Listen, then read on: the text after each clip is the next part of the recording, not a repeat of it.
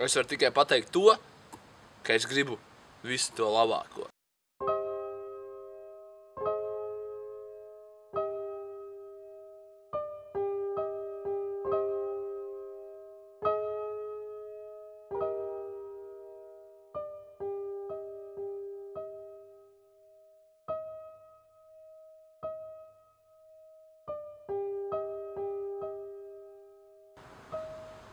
Basketbols ir mana mīlestība jau kopš 12 gadu vecuma.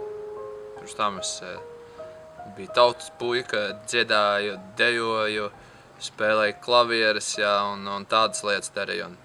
Tad pēc tam iemīlēju basketbolu, un tā es arī pievērsos. Meiteņu basketbols, tāpēc, kad basketbolam sens tradīcijas Latvijā, un sieviešu basketbols tieši ir sasniedzis labākos rezultātus pēdējos gados.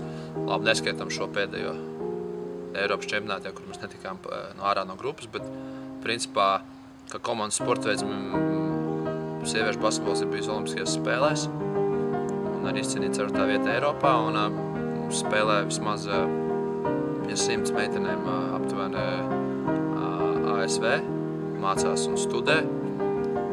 Es domāju, ka tā ir iespēja meitenēm tikai spēlēt basketbolu, bet, kā es teicu, arī apskatīt pasauli, Latviju, aizbraukt kaut kur, un tāpēc tā motivācija jau katrai būtu dažāda. Un tā ir arī tā iespēja iegūt kaut vai bezmaksas izglītību. Mūsdienās izglītība ir jāmaksā, ar basketbolu tu vari to izdarīt bez maksas.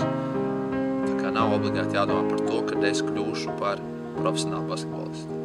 Galvenais ir gribēt. Tad jau viss pārējais izdosies. Laiks treniņiem!